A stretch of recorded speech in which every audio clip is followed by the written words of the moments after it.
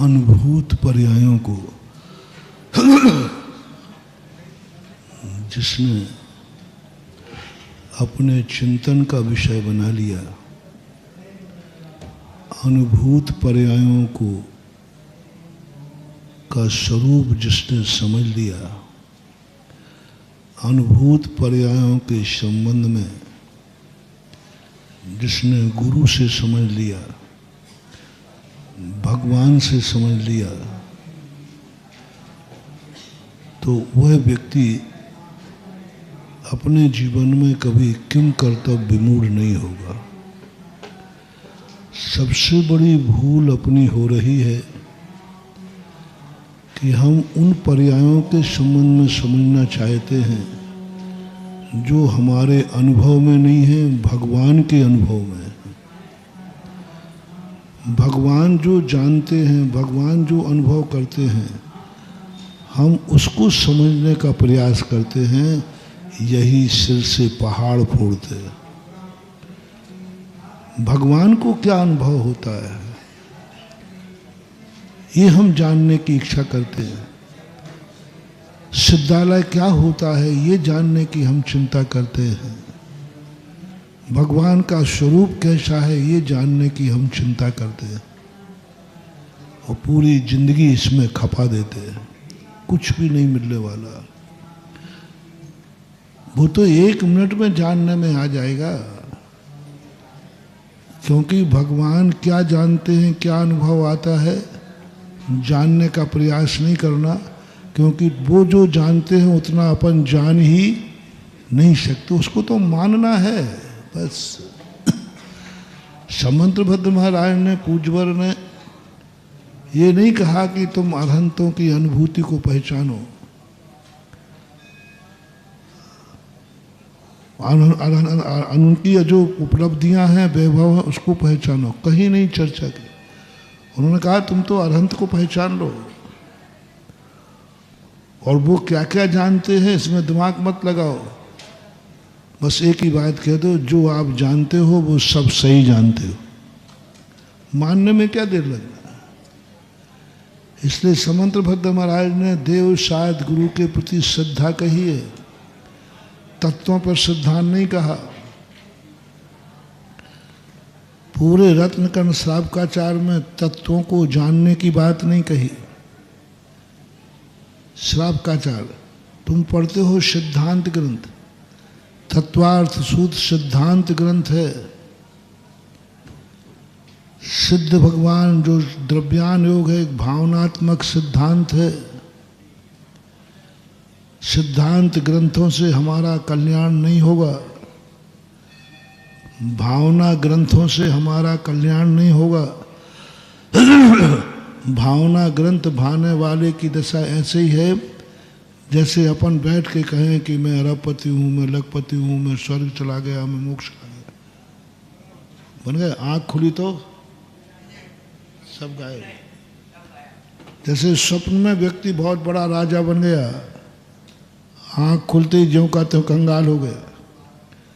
ये जितने भावनात्मक ग्रंथ हैं अध्यात्म, ये अध्यात्म भावनात्मक ग्रंथ हैं, अनुभूत ग्रंथ नहीं है संसारिक।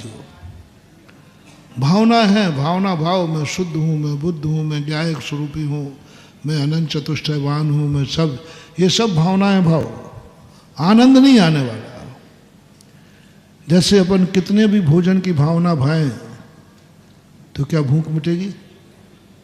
दिन रात भोजन की भावना, भोजन ऐसा होता है, भोजन ये होता है, भोजन ये, सब कितने कर लो, भूख मिटने वाली नहीं है। कितने भी अध्यात्म ग्रंथ पढ़ लेना,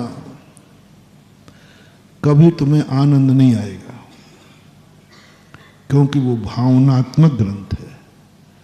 भाव करो, परिणाम करो, ऐसा मुझे प्राप्त करना है। हम सिद्ध भगवान को कितने ही जाने, कितने ही समझें, क्या हमें सिद्धत्व की अनुभूति हो जाएगी? हम सिद्ध भगवान को खूब जान रहे हैं कि सिद्ध कैसे हैं, स्वरूप कैसा है, और मैं सिद्ध हूँ, मैं सिद्ध हूँ, मैं सिद्ध हूँ। क्या ऐसा कहने से सिद्धत्व की अनुभूति हो जाएगी? नहीं होगी।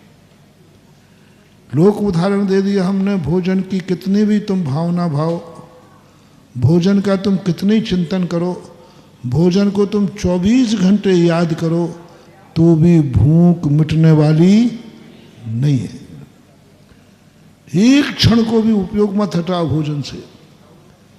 24 घंटे भोजन की कल्पना करो, भोजन की कल्पना करो, एक क्षण को भी इधर उधर मत हो, तो क्या तुम्हारी भूख मिट जाएगी? नहीं मिटेगी। इसी प्रकार समय सार आदि ग्रंथ को पढ़ने पर तुम कितनी भावना करो, 24 घंटे समय सारमय हो जाओ, तो भी तुम्हें आनंद नहीं आएगा, तुम्हारा दुख दूर नहीं होगा, तुम संसार से कभी ऊपर नहीं उठ पाओगे। यही भूल कर रहे हैं लोग। भावना के बल पे, भावना भाव, भावना रहो, जाकी रही भावना जैसी सो देखी मूर्त तैसी। अरे वैसी होगी तब ना। शुद्धम तु ज्ञानंतो शुद्धम चैव पयम लहद जीवो जानंतो अशुद्धम अशुद्धमेव पयम लहद जीवो। जो शुद्ध की भावना करता है वो शुद्ध को प्राप्त करता है नहीं। इसमें कितना समय गंवा रहे हम। पूरी जिंदगी भर जितने आध्यात्मिक ग्रंथ हुए, पूरी जिंदगी भर धर्म अध्यात्म करते हैं। पंडित बनारसी दास जी, क्या नाटक समय सार लिखा है, पढ़कर तबीयत गदगद हो जाती है। क्या उन्होंने किस ढंग से, लेकिन अंत में उन्होंने कहा हमने जीवन खपा दिया इस अध्यात्म में। अंत में लिखा मैंने जीवन खपा दिया अध्यात्म में। 24 घंटे अध्यात्म, मैंने पूजा छोड़ दी, मैंने पाठ छोड़ दिया, मैंने अभिषेक छोड़ दिया, मैंने जाप छोड़ दिया, मैंने व्रत छोड़ दिए, सब छोड़ दिए और पूरी जिंदगी मैंने अध्यात्म में गंवा दिया। अंत में वे खुद लिख कर गए, करनी को रस मिट गयो, आयो न निज का स्वाद, भई बनारस की दशा, जैसे ऊंट को पाद। क्या बात है। मैंने जिंदगी अध्यात्म में खपाई, जिंदगी समय सार, नाटक समय, क्या क्या नहीं किया उन्होंने। वो पहले श्रृंगार रस के कवि थे, कवि तो थे ही, पहले वो श्रृंगार रस के कवि थे। और श्रृंगार रस में उनको लगा कि ये क्या कल्पना, श्रृंगार ऐसा होता है, ऐसा होता है। श्रृंगारे स्त्री के रंग का वर्णन किया तो वर्णन करते गए, ऐसी है, ऐसी है, ऐसी है, कल्पनाएं करते गए। अंत में उन्होंने कहा कि इसमें क्या रखा। मन के लड्डू खाने से यदि कोई व्यक्ति अपनी कल्पना करे तो उसको नदी में फेंक दिया। आगरा के पास नदी है ना, जमुना नदी में फेंका, क्योंकि वो इतने कल्पना में डूब गए। ये कवि लोग होते ना तो श्रृंगार रस की कल्पनाएं करते हैं और बहुत श्रृंगार, इतना, चाहे भली वैसा होवे या ना होवे, जहाँ ना जाए रवि वहाँ जाए कभी, खूब कल्पनाएं बढ़ के। लेकिन ने कहा मिला क्या, नदी में फेंक दी जमुना में। फिर वो उसी भावना को लेकर आए, बोले अब मैं राग रंग की बातें नहीं करूँगा, राग रंग की कल्पनाएं नहीं करूँगा, राग रंग की बातें मन से नहीं करूँगा, मन में बैठे बैठे सोचता हूँ ऐसा ऐसा है। अब मैं इसको अध्यात्म में मोड़ता हूँ।